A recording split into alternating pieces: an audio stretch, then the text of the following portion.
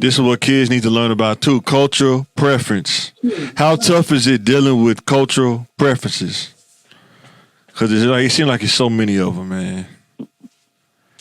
And everybody has their own twist on the cultural preference too. There's no clear answer to cultural preferences sometimes. Why I can't do this? Because we just don't do that. And it's kind of, sometimes it kind of, it seems like a choice. Preferences phrase it like it's your choice.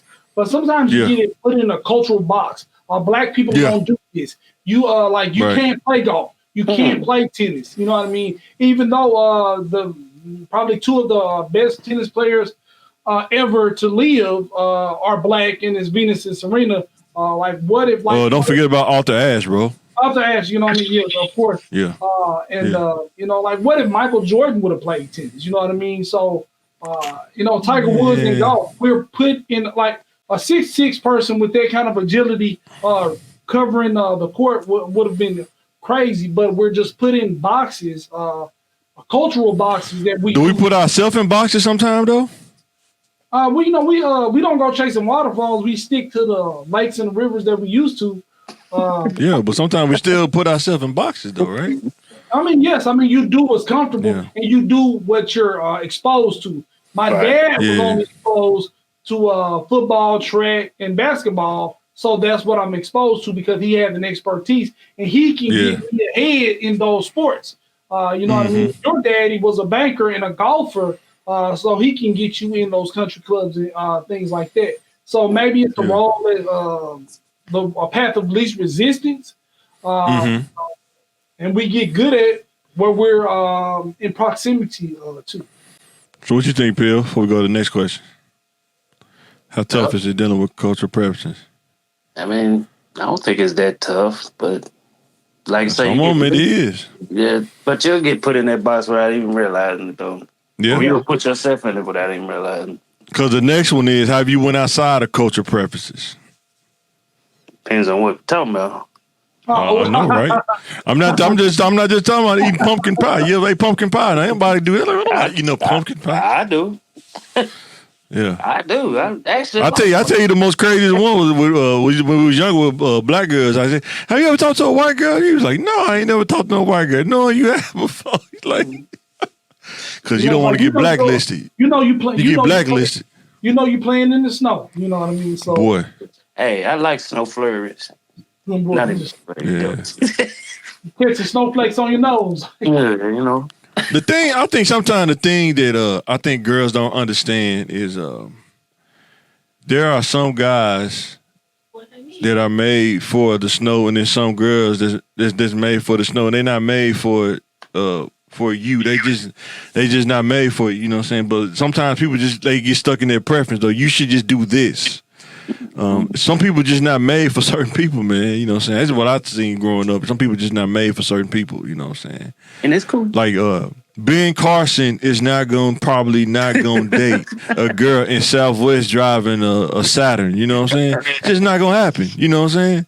He not built for that. I mean, he ain't sitting around talking about what happened to elevations or whatever it's called now. You know, he ain't studying that. This dude's a surgeon. You know what I'm saying? You know what I'm saying? That's all I'm saying. You got to understand. I think a comedian said these women mad at Michael Jackson because he dated Elvis Presley's daughter. And he said, what he look like dating you? You got your 69 colors in the yard. You know what I'm saying? How that's going to look? You know what I'm saying? But people get stuck on preferences, though. You know what I'm saying? And sometimes you got to realize, man, dating sisters, man, you got to be wired a certain way, man. If you're not, it can be a challenge. You know what I'm saying? Some people don't like challenges. Like you just say, people stick to what they know. Lead path to least resistance. You know what I'm saying? But then, some challenges ain't good. Like just because something difficult don't mean it's going to be rewarding. Right? You know what I mean? Absolutely. Get in the thing. Well, just because I had to work hard for it, it means it's good for you. You know what I mean? Digging yourself in a hole is hard. You know what I mean? So just But is everything easy good for you too, though? I mean, of course, it's a balance. You know what I mean? Just because she's combative, confrontational, and she questions everything you do, don't mean it's good. You know what I mean? Yeah. I think you have to realize. I try to tell girls that when you're married, it's not a competition. You're actually on the same team, and it just behooves you to understand that you're on the same team and work it out to be on the same page. And that's the hardest thing, being on the same page. You dealing with people's preferences and stuff. It's like you'll be on the same page until something else come up, and like, well, I don't do it like that. Even though you do it like this, I don't do it like that. You know what I'm saying? So yeah, I get it.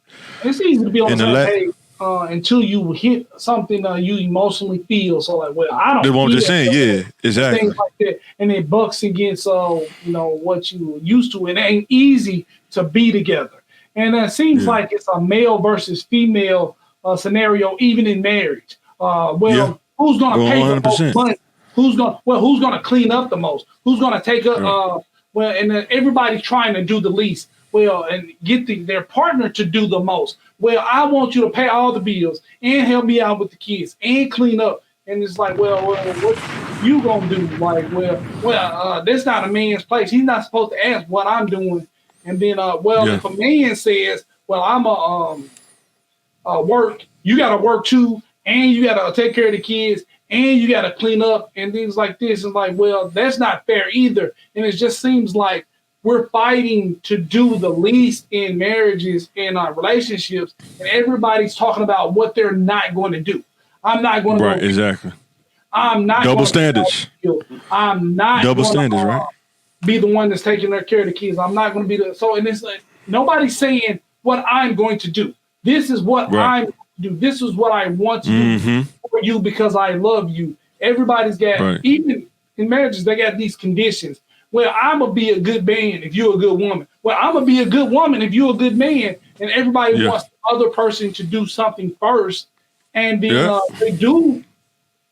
sometimes they do the thing first, and they're waiting on their partner to reciprocate what they said they're going to do, and they don't do it.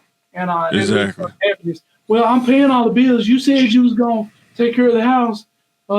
I can't. It's too hard. Or the woman said, I'm taking care of all the house. You said you was going to pay all the bills. Well, baby, it's hard. You know what I mean? And then leaves the person resentful. The other person doesn't come through with what they're saying they're going to be in a partnership. Yeah, or you start out doing it, then you quit once you get there. Yeah. And that's very hurtful, and you become resentful. Like, you used to be a kind man, or you used to be a good woman. You used to be sexy when I came home. You did this, and it's like, well, you didn't appreciate it, so I stopped, or whatever the reason is. They stop. People find a way. People find ways not to do something, bro. It's amazing how it works. People find a way to get out of it. That ain't for everybody. I don't think that's really me. That's, they'll find a way not to do it. I had to reprogram myself. You know what I'm saying? Or faking it, or giving a false representation in the beginning. She say, "Oh, I love kissing you." Kissing you is like, well, I love my girl. She loves to kiss me. And then 3 months in a marriage, she stopped kissing. Well, I never liked kissing in the first place. Like, well, that was one of the selling points that I married you for, because you was a good kisser. Yeah. Think about the what's the one that was married to Shaq? Shawnee O'Neal had in her book, I didn't love him or something, but you was with the dude, had kids by him, but you didn't love him. It's like, that's kind of crazy, man. And I mean, it's like, and then when I hear stuff like that, I got to go back to elementary, define what you love is. Define what you think love 100%, yeah. If you can you're a weird person. If you can be with somebody 10 years, have kids with them, even my friends, I can say I love my friends. I've been with them for 15, 20 years, talking to them a couple times a week, being in rough situations. My dad passing, their grandparents passing, being there with somebody, just being in proximity with people who care about me. I accidentally love them.